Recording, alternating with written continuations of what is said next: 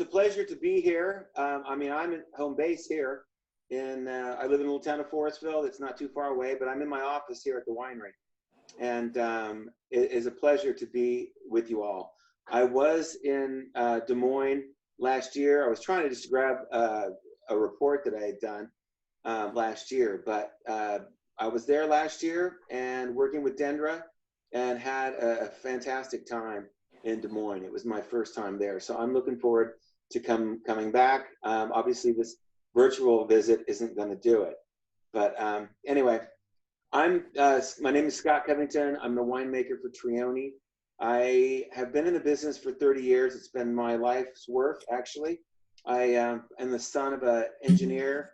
My father worked for Bechtel. We traveled around the US. We lived in about 6 different states before by the time I graduated high school, but my whole family's from California, and we moved back to California in 1984. And that's when I didn't get in the wine industry then, since I'm not from the wine industry. I was going to the junior college in Santa Rosa here, the local town, and they have a program in viticulture and enology. And I took the course as an elective. And it was one of those serendipitous things that I just, fell in love with it at the time. I was in the right place at the right time, and the industry was growing at the right time, and I met some really good people. And that's how the love of the industry for me had started. I transferred down to Fresno State, got my degree in winemaking, and was fortunate enough to meet a man named Terry Adams, who was the winemaker he was like the associate winemaker at a little brand called Sonoma. And I worked my first year. I did an internship at Sonoma, and then when I graduated, they hired me back as their lab director. And I worked for Sonoma under Bill Benetti and Terry Adams for 5 years. And I was very privileged to have been there. It was owned by Bryce Jones, and very privileged to have worked there during the year when they did a 4-year interval they called Focus on Chardonnay, where they would bring winemakers from Beaune or from France, from Burgundy, bring them to California. On the opposite 4 years, they would take winemakers from California, Chardonnay producers, and bring them to Beaune. And they would do this intensive week-long study on wine from the winemaker's perspective from both those regions. And I was there when the winemakers from France came to California. So I feel very privileged to have cut my teeth early on with some great Burgundy wines, both red and white, but mainly Chardonnay. So that's how I started. And then I did that for 5 years, went to work for Mar Torres in Grayton, small Torres family. She's the daughter of the Torres family in Spain, making Chard and Pinot in Green Valley, not too far from here. And did that for 2 years, and then decided I needed to essentially look at the globe and look how far away I can get from Mar Torres. And I got a job in South Africa. And so I worked in South Africa for a year, came back to California, and was lucky enough again to, I was actually taking a friend of mine to Gallo, Sonoma in the town of Healdsburg on an interview. And she came back after her interview and said, hey, they're looking for 2 people. Long story short, I became Gallo's experimental winemaker, working under Gina Gallo and Marcello Monticelli, and did that for 5 years and loved it. They sent me to Australia, New Zealand, and up to Oregon to a Pinot Noir conference, and where I met Mary Edwards. And it was through that connection that Mary got me hooked up with Bob Pellegrini. He was building a winery, so I left Gallo and went to work for Bob Pellegrini and Mary Edwards, and worked with them for almost 5 years, a little over 4 years, building their facility, making wine for Mary, and then she moved on with her own facility. And then it was a connection between Mary and the Triones that got me here. And that was in 2005. And I've been here ever since. So this is the longest stint I've had. I've been here for 15 years. This will be my 16th harvest here at Trione. So when Mike talks about being able to have full control over grape source and wine design, if you will, and winery design, there was no place that I could have a better home than Trione. So I have been part of the whole production, design and development and then also the wines too. We started out originally just making Chardonnay, Pinot, and a Cabernet from Alexander Valley, and it expanded into what we have now. And it was really the Trione's faith in me, but also their own commitment to quality. That because we said, you know what, they could have bought fruit from any place in the state or out of the state for if they wanted, but you know, we all sat down and said, you know, we want to make the best of what they grow, and that's really what we've been doing, and that's been the moniker for winemaking at Trione from the very beginning. So we're making wine now. We're making, I think, 9 different wines, but they're all from distinct sections of vineyards that are all distinct, whether they're clonal or whether it's like Russian River, for instance. We do Chardonnay, Pinot, Syrah, and Sauvignon Blanc, which we're going to taste. And then I do a sparkling also, and a rosé from that ranch. So, but every year I go back to the same rows, same blocks, and I select the same amount of fruit. We grow about 3,000 to 4,000 tons of grapes a year across all of the vineyards that the Triones own. But of that, I bring in a little over 200 tons. So it's really on what we grow, I bring in a very small percentage. And I've been able to do that year in and year out. So I think like that's what Mike was saying. That is what gives us a unique ability to make consistently good wines year in and year out. No doubt about it. No doubt about it. So the family. So I saw you showed some pictures of Trione there. Did you want to talk about the Trione family? Which wine are we starting with first? Maybe we should dive. Oh, we're going to start with the 2018 Russian River Sauvignon Blanc. Okay, so the first 3 wines tonight, the Sauvignon Blanc, as well as the Chardonnay, as well as the Pinot Noir, are all coming from the same vineyard, which is the River Road Ranch Vineyard.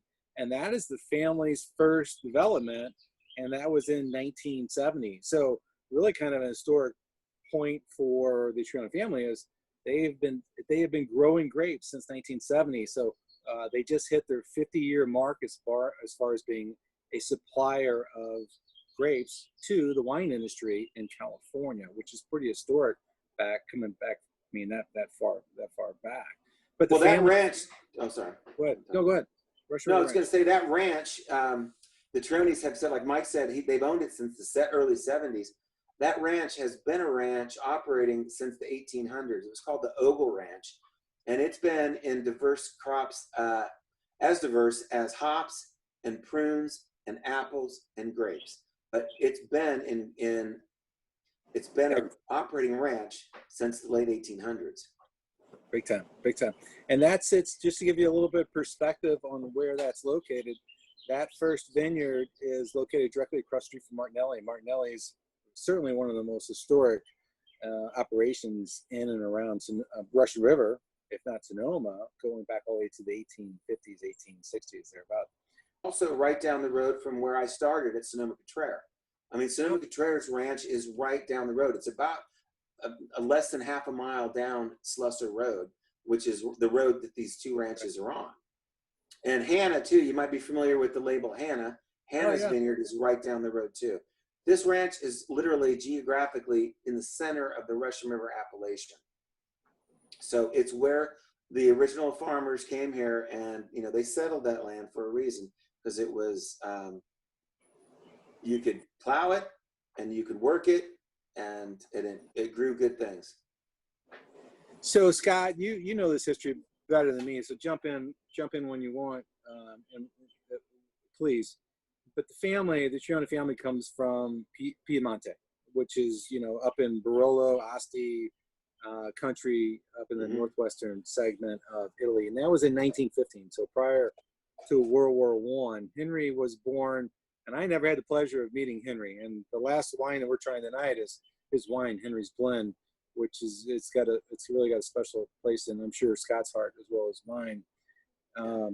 But Henry, being the first Trione U.S. born in Fortuna, right place, right time, hard worker, amazing guy.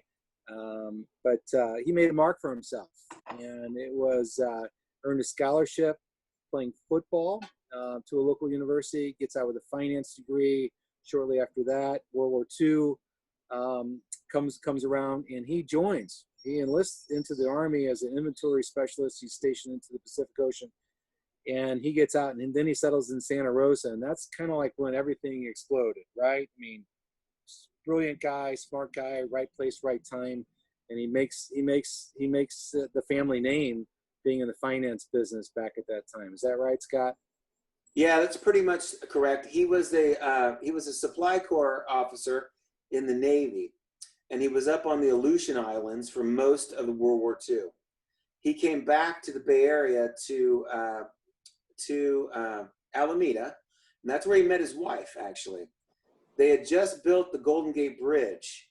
It was opened in 1937, and he and his wife came up to Santa Rosa, which is the largest town north of the Golden Gate Bridge. And he saw the potential, I think, of the area and the fact that the bridge was built. But he was a very smart man, but he would tell you too, a very lucky man. But you know, like they say, fate favors the prepared mind. He was always prepared. So that's a little picture of Henry, younger days. That's one of his later pictures. Yeah. Yeah, one of his later pictures. And then wife, and then some of the cast of characters. So that is Denise in the green, and so that's who I directly report to, and that's Henry in the middle. And then Henry had two sons, and that's Vic to Henry's right, and then Mark above Denise's shoulders there. So, and Denise is Mark's daughter. And I thought that was interesting, this picture of the purchase. Yep. So in 1970, they started selling grapes, but when they got involved with saying, hey, why don't we do this for ourselves and keep a little bit of the best fruit for ourselves, they ended up developing putting the winery in front of the largest vineyard that the family owned, which is Nervo Ranch, also known as Home Ranch, right there. Yep. And I think this is an incredible picture. You see the sign over to the right side, and there's a spur that comes off the tracks. And way back in the day, really wine was made in large barrique and then shuttled out to a big tanker car, such as that one, and then hauled down into closer to San Francisco for bottling. But that is actually part of the facility itself. And yeah, just looking at that Model T truck there, we figured this is probably either right after Prohibition, 1933. Right. Oh. It's probably when it was, because these guys, you have to remember, the Nervos, they owned this and they kept it. They bought this property in the late 1880s, and they went through Prohibition and they kept it. And that spur runs right behind the winery today. Yep, that's it right there. Other cast of characters. So, talk about a family connection and, commitment to quality. It's family. Denise is, helping out and overseeing the sales, and Scott's winemaker. And then her husband is Chris Hicks. And so, Scott, you work with Chris on a regular basis as far as. Oh, yeah, we work. Yeah. I mean, it's selecting the best of the best fruit and clones for hand in glove. Hand in glove. I stay out of his way. He stays out of mine. And that's actually a picture of Scott and Chris, I guess talking philosophy, walking the vineyard and so forth. No, I said, where do you park the car? Is that what you were saying? Any questions so far? You want to dive into the Sauvignon Blanc? I have been. Do it. All right. Talk about Sauvignon Blanc. Let's talk about it. So, all right, this is our Sauvignon Blanc 2018. I'd love to hear people's comments. I mean, this wine for me has been our rocket ship, basically, in our portfolio. This is a selection from Russian River. It's all Clone 1, which not only made the New Zealand wine industry and famous, it made it's from another famous area in Bordeaux. It's the Chateau Yquem selection of Sauvignon Blanc. So came over in the 50s from Dr. Olmo in UC Davis. And so this selection, well, it's widely planted in California. And there's a reason, because it's a good, it sets a good crop, but it also makes a great quality wine. And I think Russian River, not only do we make great Pinot and Chardonnay, but it's a great area for Sauvignon Blanc as well. It's unique because I think, and Scott and I have talked about this in my days of being in the restaurant side and the distributor side. So many people want to pigeonhole Sauvignon Blanc domestically into Napa Valley because, oh, it needs to be like a Bordeaux, it needs to have Semillon, it needs to do this, and so forth.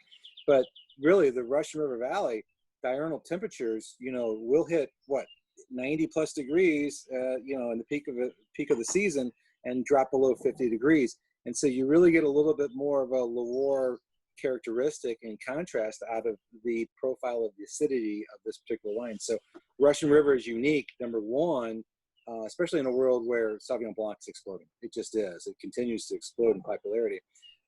But two, on top of that, you're vineyard designated. So this is not a blend of different vineyards all over Russian River. This comes from a site specific, which adds more credence and uniqueness to the profile of the wine. The other thing I think Scott does that I think is really exceptional is that it's a little bit of a, and correct me if you think I'm wrong on this, a little bit of a new world, old world technique. So partial part of this is a whole cluster basket press, but some of it's just pressed and free run juice as well.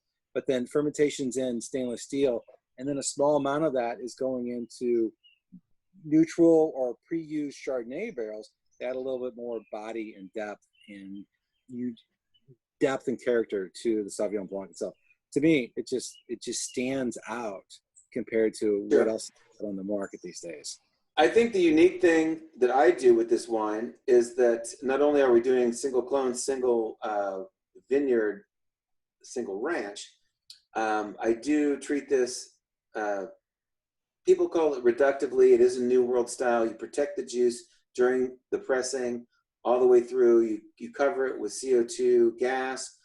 I put it in tank. It is tank fermented, and then I do age a portion of it, about a quarter of it, maybe a third, in neutral white French oak barrels. So, but it's all tank fermented, and it's temperature controlled. It's fermented at 50 degrees. It takes about a month and a half to ferment, and it's fermented with a selection of yeast that I learned when I was in South Africa. It's a South African company called Anchor, and they hybridized a yeast that is for white and aromatic whites. And so it's called Alchemy 2. And I've used it essentially since I knew it was available in the US. And that would have been 2010. There's a couple other white yeasts that I was using prior to that.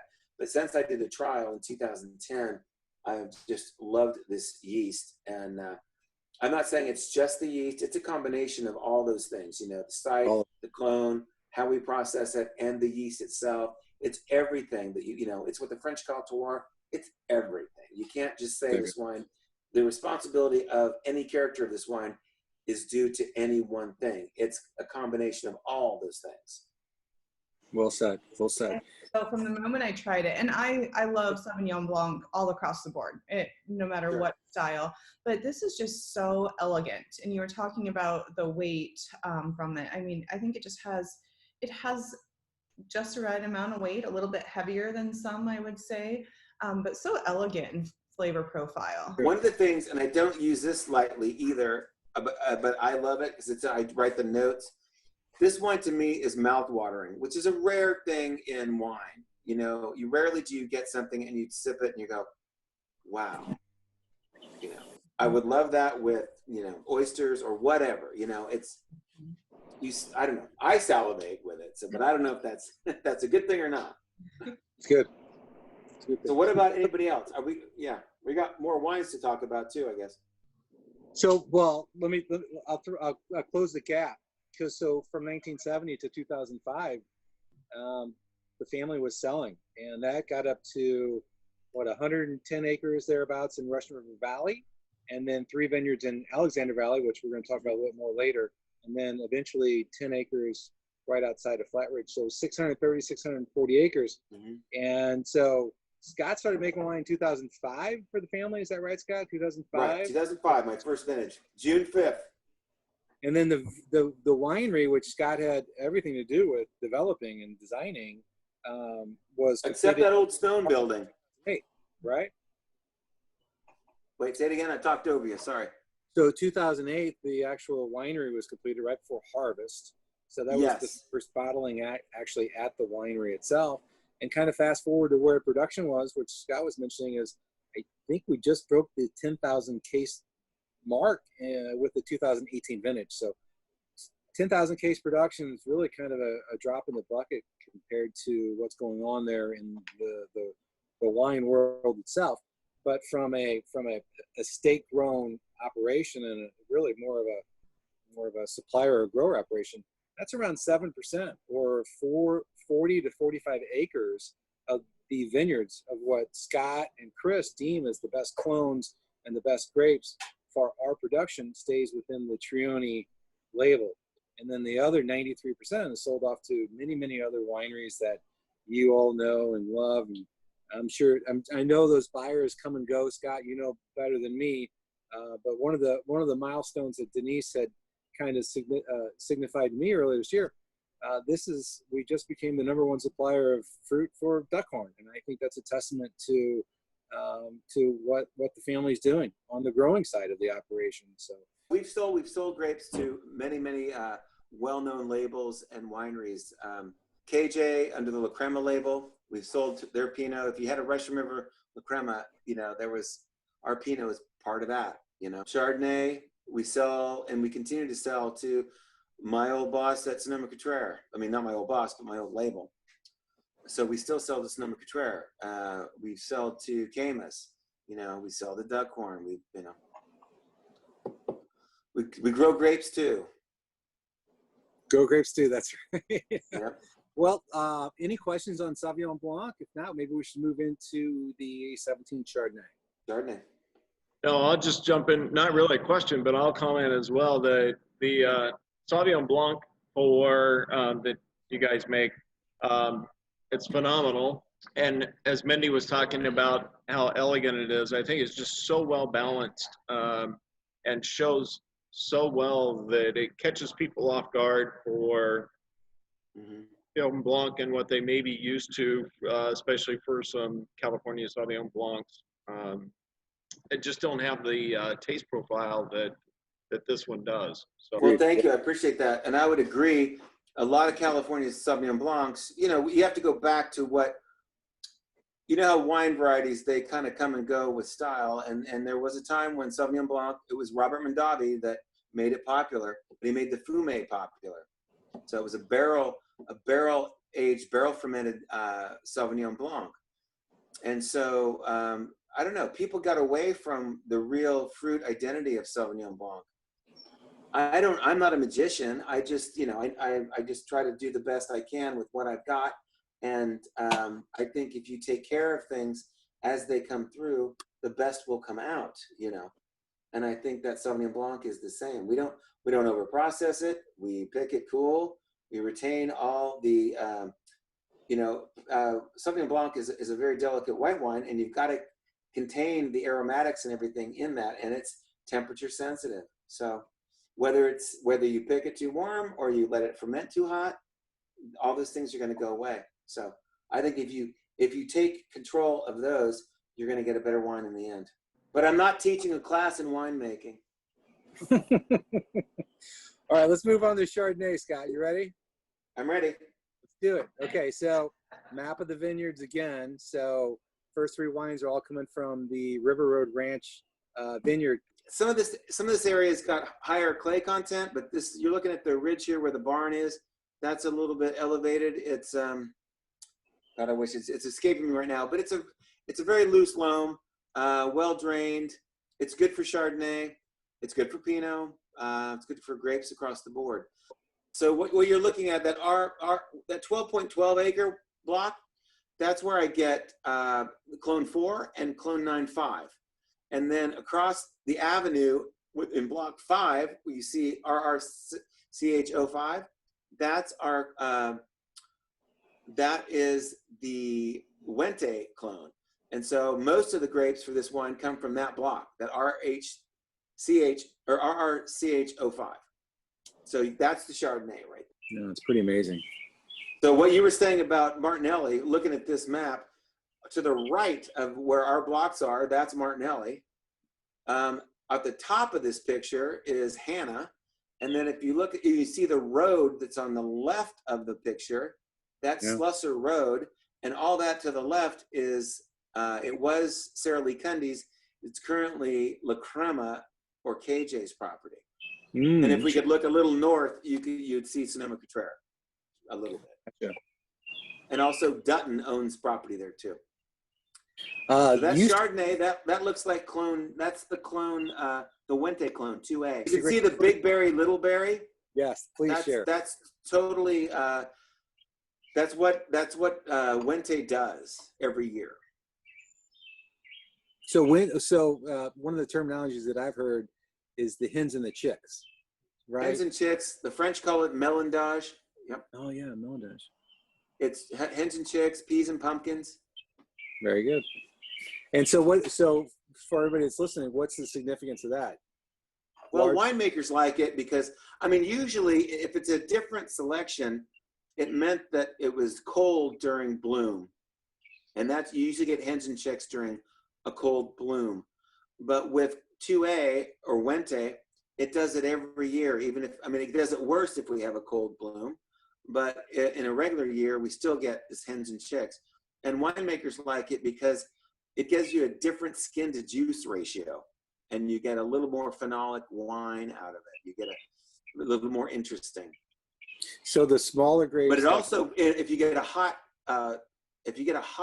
fall, like in September, it can burn and shrivel the little berries and they're gone. So that's the other risk. It's a little view of the Syrah that's on the vineyard heading over to the east side. And then your oak regimen for the Chardonnay, I think, is really unique.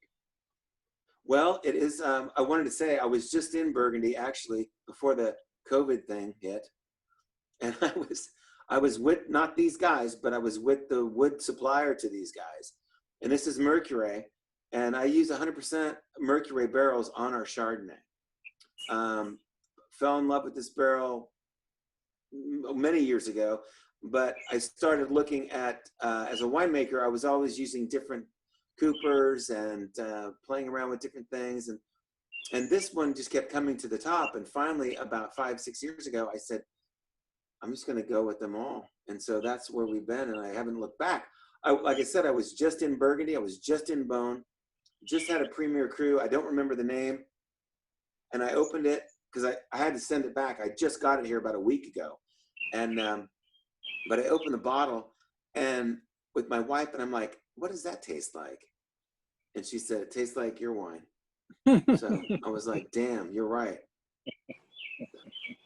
All right, Chardonnay questions. 17 vintage. One thing that I think that's great about all the wines is that there's great bottle maturity. I mean, we try to keep the Sauvignon Blanc as fresh as we can, but 17 is current vintage of the Chardonnay, and I think you'll see that it really ages gracefully. It's really. Can I read my notes? Oh, what is the production on the 17 Chardonnay? 17 Chardonnay was 1,089. Pretty small. Yes, please read your notes. I wrote, and see, feel free to disagree. I said, bottled poetry. Bottled poetry is the description of the 2017 Trione Chardonnay. Burgundian in style of both nose and palate, rich and inviting, this wine offers a complex mix of toasty baguette, warm melted brie, silky, but with the structure demonstrating the aging potential. Yeah. I think you're right on. Barrels, I use the toast, they call it Grand Cru, and it is their heaviest toast. That makes sense. Yeah. This wine was meant to be for Pinot Noir. From the barrel, from the cooper's perspective, but I've loved it. So Dinder and I talked about this because traditional oak barrels, they're staves before the cooperage assembles it. They're air dried 2 years. Air dried 2 years. But Scott 3. Yeah, but you're using a combination which more leans towards staves that are air dried 3 years. And when you air dried staves, and my first recollection when I was running wine programs and selling was Patson Hall, because Patson Hall was doing all vineyard designate stuff. Sure. And all of their Pinot Noirs and all their Chardonnays were 100% French oak, 3-year air-dried staves. And that's when it hit me and smacked me in the face. And when I started working with Scott and working with Scott's wines, it's like, yes, now I get it. I understand it. You air dry an extra year, extra 33%. You reduce your resins, you reduce your tannins, and your oak influence is just so much more eloquently integrated into the profile of the wine. And even though you got a toasty note to it, it's not like it's a toasted or overcooked popcorn in your face by any stretch of the imagination. Right. It's just integrated into the profile of the wine with just great eloquence. I mean, I don't know how else to say it. No, you're right. There's certain, the compounds in oak are lactones, and they get, if you will, washed out over time as you age that wood outside under rain or water. And 36 month tends to be the peak at when the cost benefit is at its peak. You know, if you go longer, you don't gain anything. If you go shorter, you're going to get more of that popcorn character as that wine ages over time. So there was, when I was at Sonoma, we did a 1 year, 2 year, 3 year, 4 year, 5 year stave aged program, barrels, same cooper, same wood source, but just we're looking at age of wood in the aging yard. And 36 month was the peak. If you go farther, you don't gain anything. Picked both red and white. And I just read the Focus on Chardonnay journal. When in 1990, because I came back from France. I'm like, I'm going to look at that, because I went to the winery where one of the winemakers was from, and he talks about that same thing. I can show you the article, Mike, when you come here. 36 month aged was. So we're going with the Pinot.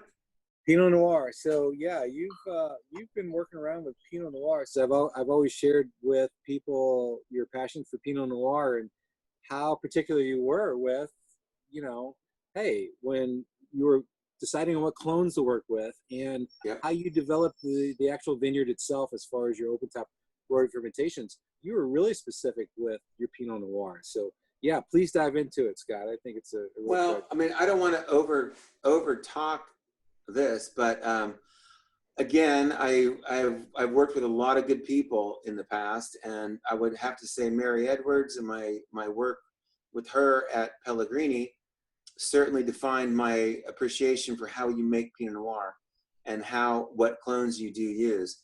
She worked a lot with a lot of different clones, and I learned a lot from her. This layout, that's our that last picture was our cellar, and that was very similar to what Pellegrini looked like. I knew I wanted to have punch down tanks, and I know that at Pellegrini we had 2 layers, and I know how difficult they were. So I said, no, I want to have one level of punch down, and so everyone is treated the same. So I've got 14 7-ton open top fermenters with that punch down device there, and we treat all the non-Bordeaux varieties get punched down. So Zin and Pinot and Syrah get all punched down like this. The Bordeaux varieties get a little different treatment, but they still get fermented in the same tank. I think an open top tank is the best tank, just because you get a lot of oxygen inclusion in the fermentation, just kind of naturally as the wine ferments.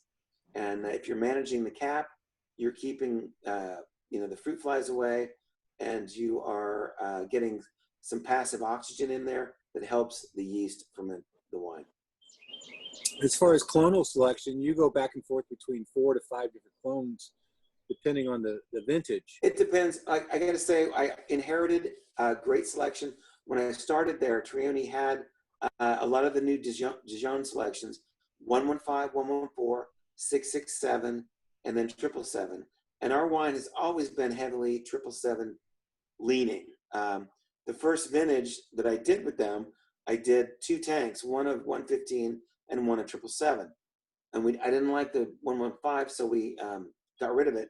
First vintage was all 777. And then the second year, 2006, I said, I got to sample every Pinot block. So we bought a bunch of these Bonner bins, these fish tank bins that were insulated plastic bins, and they could hold a ton of crushed fruit. And so I did 2 tons from each block of Pinot. And then we were able to evaluate those. I was able to press off and put them in barrel, and we could evaluate them and then say, okay, well, maybe this blend works best. And that's kind of how it started. And then in 2008, once we had the winery built, the Triones planted 12 more acres to the north. It might be on your map there at Russian River. We planted that. And then at that point, I'm like, well, we need to have UCD 37, which is I got to know from Mary Edwards. And then we didn't have any Pommard, and I wanted Pommard because that's a classic Burgundian selection, and I've worked with it before, and we didn't have any. So, but I think it's worthy to note though. We're 100% Pinot Noir in a world where there's so many big time wineries out there that are not disclosing on what it's 100% Pinot Noir. But I think that's the magic behind making Pinot Noir. It's like, what can you do with the clones when you put the components, the sum of the components outweigh, the sum. I mean, it's just amazing with what you do with it. But one of the other things, and I kind of tie in this, Scott's doing a little bit of an old world, a little bit of a new world, because you're doing a little old world method in here as well, because each clone has 20%, 30% whole cluster in the bottom of the tank. And right. then you're destemming, and you're crushing, and you're inoculating up top. So you've got 80% or 70, 80% up top that's just grapes going through inoculation with whole cluster on bottom. So you're getting a semi kind of carbonic, influence on the bottom with this gentle extraction up top, which I think is super unique. Right. No, and I think that gives it that certain character. It's not, I'm not going to say Beaujolais, but it gives you the whole cluster fermentation. That carbonic fermentation does give you more estery kind of component to the wine, which stays with the wine. And then you get the stem inclusion too, which gives you a certain different forest flora kind of character, So when you open the door of a Pinot Noir tank, you see, and I'm just trying to describe to you, you see a circle, but you see the crushed fruit on top, and you see the whole fruit still on the bottom. You still have the whole berry there. We're going to press that, but it's still a lot of whole berry component that's still there, not broken down. Henry's blend. While everybody's taking a little sip, Scott, you know the history behind this label and how it was termed Henry's blend more so than myself. I love to hear it from your point of view, if you'd be so kind. Sure. So, like I say, nobody here at the winery can give enough credit to Henry. And when I started, Henry himself was retired, and he would come into the I got to tell this story, because when I first started, I was there about 3 days, and I walked into my office, and it's not the winery here. We're in downtown Santa Rosa, and it's one of their old office buildings. And Henry, Mark, and Vic all had an office, and they had Stacy, who is our accountant. She was there, and I'm sitting in a little side office with no windows. And that was on my 3rd day, and I go in, and there's a bottle of Silver Oak on my desk with Henry Trione's card that said, "Make this." And I'm like, oh, no pressure there. No pressure. So, but in reality, it wasn't that much pressure. I mean, we did, I was able to give him, when we first started, when our first cab came out in 2000, our 2005 cab came out in about 2007, 2008, we did really well in Wine Spirits magazine, and we beat out Silver Oak. So I was able to give the magazine back on his desk and say, what's next? But it's all kind of tongue in cheek, and it was fun. But Henry himself was a great guy, and the family, nobody could say enough good things about the man. Nobody could see enough good things about him in the community. I mean, our local, in Santa Rosa, there's a city, state, and city, county, and state park all kind of combined together. And they've renamed it after his death, the Trione Annandale State Park. So, and that wasn't anybody in the family. That was our local congressman that did that. So He was a very good man. But getting back to the label, and I can't actually think over in my, nobody's gonna be able to see this. And I don't know, can you drop that picture? Can I see myself again? That's fine. I'll drop it. So this book here, can you see it? It says Icon.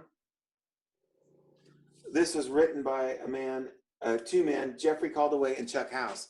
And they're the ones that designed our label. And they came in and they gave us some renderings, and we were like, well, we wanted something more Rocchioli-ish, something. The Trinities were not, they had nothing in their business portfolio had their name on it. So they didn't want to put their name on anything really. And then, but they wanted to do something subtle. And then we all kind of went back to another meeting, and then I went back, and I'm a coin collector, and I went and looked at some old Confederate notes, and I brought some Confederate notes to the next meeting, and something gelled with Jeffrey and the family because they're in banking as well. He came back with this label. Now you can throw it back on. I'll talk, but it resonated with the family. It looks like a banknote. It has horses on it, which they all grew up playing. Henry himself brought polo to Sonoma County. He played polo down in Palm Springs, and it all resonated. And he was also, and Henry, Vic, and Mark are all part of the Trailblazers, which is a local horse riding group.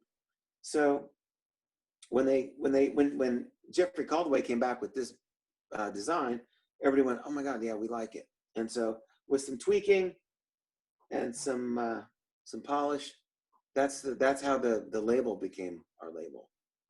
The other thing I love about this label, in a world where there's just so much mystery behind what's in the blend and how the winemaker makes it. And Scott in 2011, It's on there. Yep. 2011, this was when it was changed from red wine to Henry's blend. Yeah. In honor to him. From what I understand with the history, it was actually released the week that he actually passed away. Well, we released it on his memorial. We did that, and his memorial had to be held at the Wells Fargo Center in Santa Rosa, which he was part of funding to have built. Oh, really? But then on top of it, so it is a classic Bordeaux Meritage Claret blend, and that is the blend on the bottom. And since that time, and Henry with Scott really designated this blend, and for the most part, the percentages are exactly the same since the inception of the Henry's blend. And so you're looking at 35% Cabernet, 34% Merlot, 13% Petit Verdot, 13% Cabernet Franc, and 5% Malbec. And that is the traditional 5 Bordeaux varietals here. So Scott, I've got a couple of the maps that are going to, I'm going to show you. So this is the northernmost vineyard. So the first 3 wines are Desert and Russian River Valley, but this is where Scott has that luxury, I think. That's why I like to consider it Scott, but the privilege of being able to saying, hey, I want Cabernet from certain soils or alluvial fans from here. I want Merlot from heavy clay. I want the Petit Verdot or the Cabernet Franc or Malbec from here. So if you would, walk us through what you like to work with from these vineyards, because primarily the Cabernet is coming from the northernmost vineyard in Cloverdale itself. So this is you're going to laugh at this. I wanted to make one point though about your earlier comment about the label and inclusion of the percentages on the label. Yeah. So and you have asked me in the past. I made this wine for a number of years under red wine, and we would have to go back if you change that number on the bottom.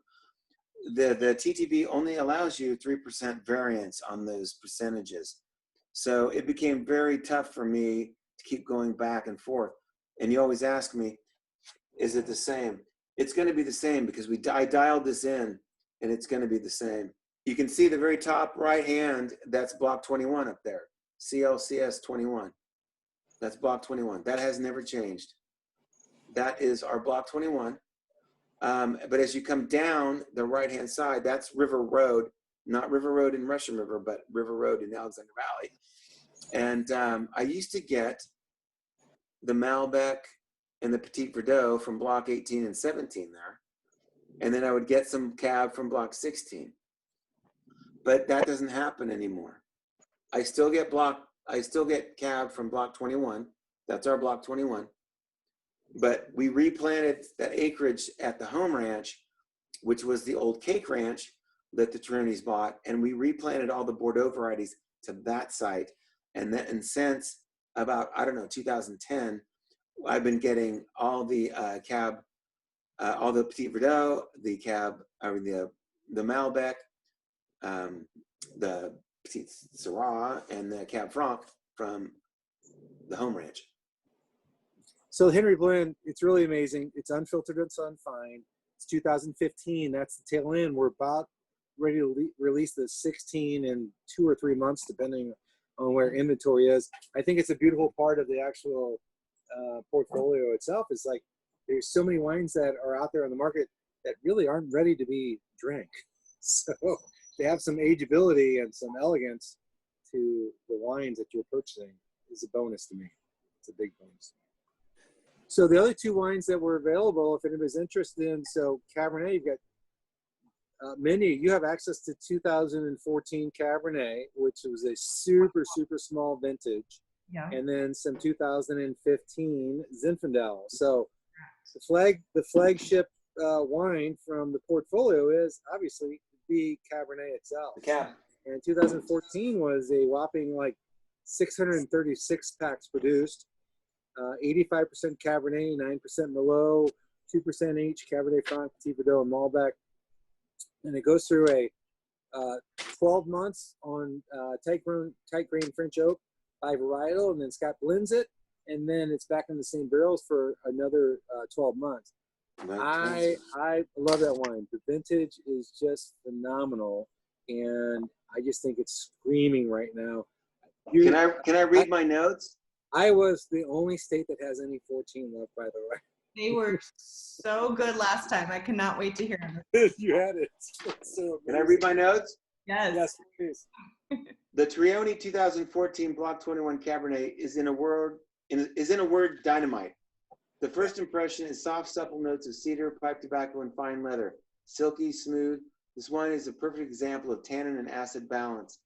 The wine is showing the tremendous quality of the 2014 vintage and the benefits of barrel and bottle aging. I personally believe that the 2014 Block 21 may be our best effort to date.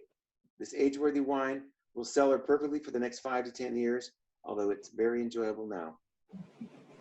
That was written a while ago, and I still believe it. The reds are not, they're not fined or filtered. And the Pinot Noir is not either? No, I do rack the Pinot once. Okay. So the Pinot might have a little more. I mean, I could probably do 2 rackings maybe to clear it up. If you think there's too much sediment, let me know. Well, I think the Pinot Noir was wonderful as well. Yes. No, these were great. Thank you so much. Are we going to talk about the Zen, or what do you want to? Yeah, throw this in there because you've got, Mindy, you've got access to the 15. So we're about ready to move into the 16 at the winery itself. So Flat Ridge Ranch is really small. It's 10 acres. It sits right on the outside of Rockpile, which Rockpile continues to grow to be a more and more predominant Zinfandel growing area, and Petit Syrah and some Cabernet. Well, the whole thing, I mean, we are right outside. The Triones have a big parcel of land out there, but we're right next to Rockpile, Appalachia. But we are just right outside of it. For sure. And there's a little flat spot up there, which they call it was on Flat Ridge. If you look at the map, it's the top of the ridge. And Mark wanted to plant some Zin up there. And so that was 2008. And the person that I know, kind of like Mary Edwards, I knew Carol Shelton very closely. And I was like, Carol, if you had a blank sheet, what would you plant? And she said, I remember that. That was right outside the truck. She said, oh, there's no question. I would plant St. Peter's Church on St. George. And St. George is an old rootstock, an old French rootstock. And then St. Peter's is own rooted, I'm sure, Zinfandel up in the town of Cloverdale, north of us here, that was brought over by the Italian immigrants that doesn't have, we don't know the exact lineage or where it came from, but it's over 100, it's from the 1880s again. And the church owns the property. So that's why it's called St. Peter's Church. And it was the development of Rockpile. So we wanted to do the same thing, especially with Carol Shelton's blessing. I'm like, let's do it. So we planted St. Peter's Church on St. George rootstock, and that was in 2008. Our first vintage was 2010, and yeah, that's the ridge right there. That's the ridge. One ridge over, and then you start. You get it. One ridge over, you're in the Pacific Ocean. I don't have the right pictures on this one. Sorry. It's like right behind where we're at, where the picture's taken, is the actual vineyard itself.